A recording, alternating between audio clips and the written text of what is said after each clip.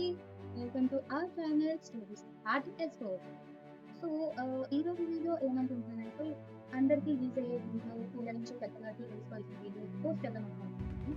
So details లోపలికి ఇంకా వీటిగా వెళ్ళాలని ఒక చిన్న ఇంట్రడక్షన్ ఇవ్వాలనుకుంటున్నాను. ఈ వీడియో యాక్చువల్గా ఇది ఏం చేస్తుందంటే 1991లోని ఇండియా ఎకానమిక్ క్రైసిస్ గురించి ఇప్పుడు తెలుసుకోవాలి. సో ఈ ఎకానమిక్ క్రైసిస్ వల్ల మన ఇండియాలో చాలా మంది ఎఫెక్ట్ అయ్యారు. ఎలా అంటే ఎక్స్పెండిచర్ పెరిగిపోయింది, ఆయిల్ రేట్ పెరిగిపోయింది, గ్రోసరీస్ రేట్ పెరిగిపోయింది. ఇవన్నీ పెరిగిపోవడంతో ఒక సాధారణ మానవుడు మీరు ఎలా అనుకుంటున్నాను జీవించగలను క్వశ్చన్ రేస్ చేశారు గవర్నమెంట్. ఈ రేట్స్ ఎందుకు పెరిగాయి అనేసి, కానీ వాళ్ళకి తెలియదు కదా రేట్స్ ఎందుకు పెరుగుతున్నామన్న, గవర్నమెంట్ ఏం చేయబోతుంది ఏంటో.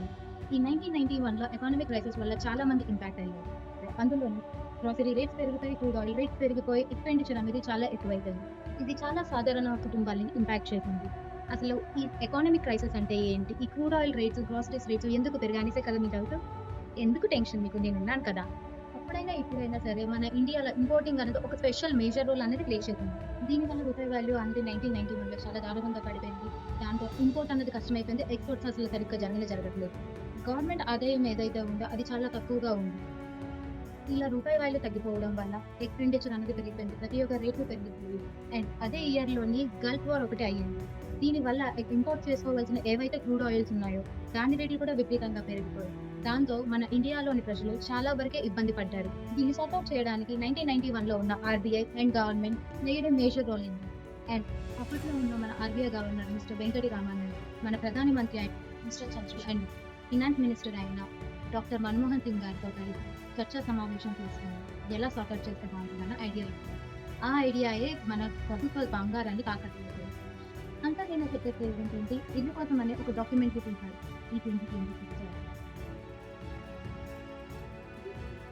Governor the silent failure. ఇది మీరు మూవీ చూడాలి అనుకుంటే అమెజాన్ ప్రైమ్లో ఉంది, మిస్ చేయకుండా మీరు చూడండి, మీ పిల్లలకి చూపించండి. ఎందుకంటే ఇది చాలా ఇంపార్టెంట్ డాక్యుమెంటరీ. అంతా నేను ఎందుకు చెప్పేస్తున్నాను, మీకు క్లారిటీ కావాలి, మీకు ఇంకా బ్రీఫ్గా తెలియాలి అంటే governor the silent saviour movie చూడండి. అమెజాన్ ప్రైమ్లో ఇది మీకు అవైలబుల్గా ఉంది. Subscription is mandatory. మీకోసం నేను కొన్ని మూవీ క్లిప్స్ అనేది యాడ్ ఆన్ చేస్తాను ఈ వీడియోలో, సో దట్ మీకు ఒక ఐడియా వస్తుంది. అమెజాన్ ప్రైమ్ లింక్ కావాలన్నా నేను మీకు షేర్ చేస్తాను కింద నా వీడియోలో.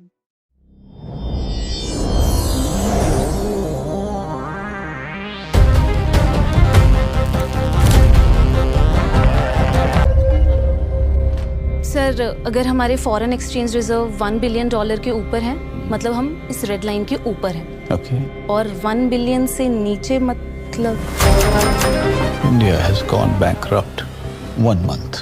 इस मुद्दे पर तो हमारी सरकार चली जाएगी. कुर्सी पे दिमक लग जाएगा तो नया कुर्सी आ जाएगा. देश दूसरा कहां से लाएगा सर? महंगाई सिर्फ अकेले नहीं आती सर, भूख के साथ आती है, और भूख कुछ भी करवा सकती है. क्राइम, दंगे, फसाद, अनार्की और मे बी ये सिविल वॉर.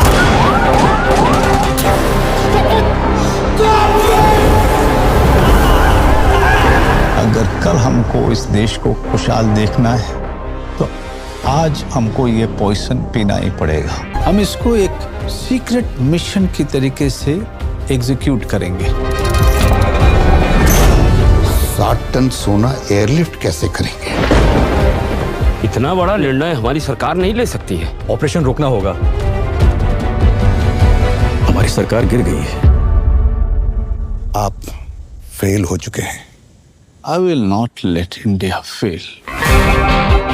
मैडम, खबर पक्की है, स्विट्जरलैंड और इंग्लैंड 2 जगह जा रहा है.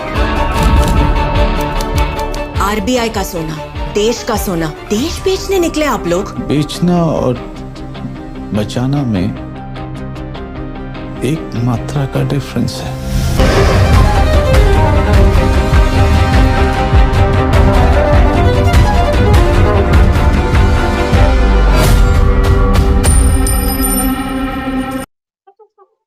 అప్పుడైతుంది అనుకుంటున్నారా?